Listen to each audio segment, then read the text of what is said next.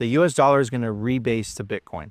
It's sort of part of that transition to a new money. It's an attempt to shore up and strengthen a currency. So you can either do that with gold or anything, but you can also do that with Bitcoin. So you can kind of say, you know, we're going to peg the dollar to Bitcoin now, and the debt is convertible, redeemable from Bitcoin. So 1 sat per dollar. 1 sat per, is that $10 million Bitcoin? 100 million. Oh my God. Is the network ready for that? Is the network ready for a 10x? Like the amount of people that are going to come on board, is the main chain able to handle that? I think so. I think people have kind of overlooked sidechains because they're looking for more shiny, interesting things, more complex things that sound cool. But sidechains are relatively simple, very reliable, and are proven to be a way that we can scale Bitcoin with just what we have now. Zero change to consensus rules. No need to ask devs for permission or to have a civil war or do anything. You just spin up your sidechain. And we have Liquid, which has been running for, you know, getting close to a decade now. And Liquid is not decentralized. It's run by a federation. We can make the blocks bigger. We can ramp it up. We can scale it up, make it more robust. You can have other Liquid federations. And that is a way that right now, today, we can scale Bitcoin to meet the needs. So, you know, Aqua uses Liquid now, but let's say Liquid is packed and full. You know, maybe there's another Liquid. Maybe El Salvador has a side chain. Maybe the Czech Republic has a side chain. We can support all of these, and we can perform atomic swaps between different side chains. So I don't see any issue with scaling Bitcoin. The question is how you want to scale it, because if you're going for orthodoxy, then you're a big blocker and you say, we need gigamegs, we need terabyte-sized blocks. Good luck. But if you're gonna be pragmatic, use the technology that we have now and meet the demand, we can do all of that already. Yeah, so I mean, stablecoins, again, are another interesting example. A lot of people down there don't care. They're using Binance, right, to transact stablecoins. Send this to my Binance account. They're using Ethereum Tron. They're not Ethereum maxis or Tron fans. They just want the dollar to save some money, right? And they will move. They're moving from Ethereum. They moved from Ethereum to Tron because Ethereum stablecoin transactions were at $8 or something like that, right? Tron was a sub dollar, but still around that. And now Tron is at $2, and now they're moving to other things too. So there's no loyalty. These are just transport rails to people. They just care about being able to move money. Yeah, and that's the vast majority of people. And I think Bitcoiners forget that on X, is that, you know, the vast majority of people are really looking at the utility aspect of it. Yeah. What would you say to someone that feels they're late to Bitcoin now that it's at $100,000? That's a good question. Like, I like to say we're early, but Still? Yeah, I think we're still early. I mean, until we see Bitcoin. Does it have 100x in it? Yeah. Well, I mean, how much more to go to dollar sat parity? Yeah. Right. But here's the thought exercise. Next time you're stopped at an intersection, at a red light, watch the people crossing on the crosswalk and ask yourself how many of them know about Bitcoin. Probably not many of them, right? And you can test this, like go to a restaurant and say, can I pay in Bitcoin? You know, watch them laugh at you. And then you can understand exactly how early you are. Yeah. Where are we on the S curve? Still early adopter? Still early adopter. Early adopter. Gotcha. What advice would you give to your younger self if you knew, you know, you got into Bitcoin where Bitcoin was not as certain? I got into Bitcoin class of 2016. I remember the block wars. It was not fun. Yeah. Now we know that Jihan and that, we want to be specific with the names, but let's just say that they were artificially making the hash rate go higher. Yeah. And they were doing some interesting things with exchanges to do the volume, and there was a lot of uncertainty at that point. You questioned yourself as a Bitcoiner. Said, is this Bitcoin Cash thing, like, are they right? You know, like now we know after the fact. Well, I knew. You knew. Now we know after the fact Yeah, but it's because I got into Bitcoin through mining. But I would say if you're looking at that, if you're an observer, you don't know, right? You're looking at that, you're like, oh my God, like is this a switch? So what I'm trying to say is you got in way earlier, right? Things were a lot more uncertain back then. Did you always know? What advice would you give to your younger self? Is it just going to be like, I wish I bought more? Yeah, of course. That's the wish everyone has. Okay, let's scratch that one out. What other advice would you give your younger self? For Bitcoin specifically, Bitcoin, entrepreneurship, whatever. I think just focus and think about things. That's the advice I would give to And could myself. you elaborate a little bit about why you would give yourself that advice? Because I think most people don't think deeply about topics. And if you really analyze a lot of things, I think you can reason out through first principles thinking, what is the right answer? Like, who's right in the block size war? You have to really step back and objectively look at the motivations and incentives of everyone. So I think that's the biggest thing to think. Like, if I was really young and I had to tell myself something, just think more about everything, analyze everything. What motivated you to start Jan 3?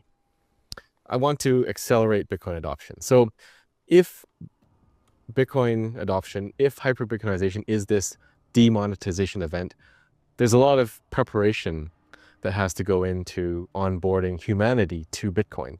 And the wallet obviously is a major touch point, right? Most people they're not gonna get a node. They're just gonna download a wallet and in an app store. So you need to have that solid and ready to onboard people. But engaging with governments, getting them ready so that they don't, in the time of failing currencies, they don't accidentally adopt Ethereum or something as a sound money. So it's preparation work so that people understand Bitcoin, know how to handle Bitcoin, and are ready. Because it's going to be messy. And we've seen this in recent history. India had a demonetization event in 2016 where they just pulled some notes out of circulation. And that was a big mess. And people died because hospitals would not accept the bills. That's and crazy. people were lining up at the banks and dying of exposure to heat. You know, these things are not orderly. So I think, given that I'm so bullish, I think it's going to go very rapidly, we should be out there engaging and educating and trying to onboard people ahead of time, getting parallel systems in place where you have your fiat currency and you have Bitcoin, because that's the softest way, being able to move in. And back to your other question, at which point are we not early? When you cannot buy Bitcoin with fiat. That is late. What happens when central banks that have the ability to essentially create money out of nothing start using that ability to buy something that has absolute scarcity like Bitcoin? Omega candles. LA is coming out of a volcano. Perhaps. So, yeah, but what happens? What breaks? I think they can go for a while and print, because the world seems to takes time to adjust. If you look back at the lockdowns and the pandemic or plandemic, when they shut everything down, the prices didn't jump. It took 2 to 3 years, right? For kind of the normal person to understand, or even anybody in the supply chain to understand what's fully happened. And then you saw the inflation come. So all the money printing, the shutdown of economies, it didn't really kick in until 2 years later almost, right? And I think it's the same. Everything, it takes time for the world to adjust to. They haven't really fully adjusted or understood the impact of the ETFs and central banks being able to gain exposure to the ETFs. We also forgot to talk about the Czech Republic Bank, central bank. They've approved buying now too. So what you're talking about, Nico, is it's like on the cusp.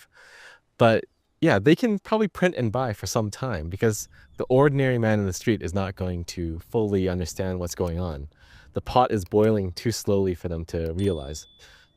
If they would have understood the impact, they would have probably bought Bitcoin already just from trying to hedge against inflation alone.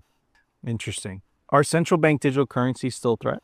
I don't think they were ever really a threat, because people don't want to use them. Every country that's rolled out a CBDC has sort of failed.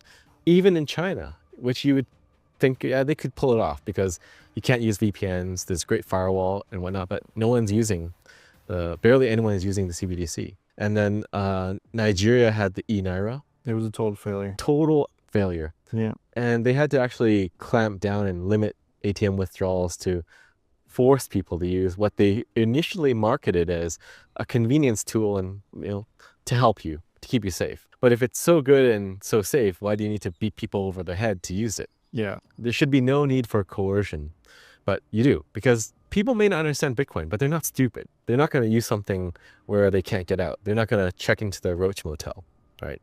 Well, some do, but we call them shitcoiners. But generally people know this is inferior monetary technology. They may not be able to quantify it and describe it, but they know inside. What are the things that worry you about Bitcoin the most? I think Bitcoin is pretty solid right now. I don't really have too many worries. If I had to pick one, it would be sometime in the future, we might have something like a block size war or a civil war. And it might be from the traditional finance system, like the legacy finance system. Because if you look at the BlackRock ETF filing, they actually say in there, we get to choose which chain is Bitcoin if there is a split, which is incorrect. And if they amend that, I'll feel better. But until they do, I think that's a risk hanging over our heads. There's a chance that even if that doesn't happen, that Bitcoin can split into two. You have institutional Bitcoin and free Bitcoin. Institutional Bitcoin is just locked up in ETFs, in custodians, and it's not allowed to leave. And we see little snips and glimpses into the future of that, right? In the UK, you can only transfer from one exchange to another exchange, right? Little bits of, Orwellian garbage here and there. But that could really happen. You just have free Bitcoin, which is transacted in Argentina, El Salvador, and everywhere else, and then everything else is locked up in a system and it can't escape. There may be no way to avoid it, but you can protect yourself by keeping your Bitcoin yourself. Anything that's in the system or connected to the system, you have to understand there is some risk to it there, and you may not be able to take it out of that system. When everyone was using gold, who's the 1-800 number? There's no 1-800 number. We've just been coddled and, domesticated into the fiat system that we think it's normal to be able to have someone help you. The reality is you have to take care of your money yourself. Someone else can't take care of it for you. Or you think they can, but they're going to steal it slowly, if not immediately. So you have to take your assets into your own hands. Your destiny is your own. And I think we've done that in the past with gold. We can do it again.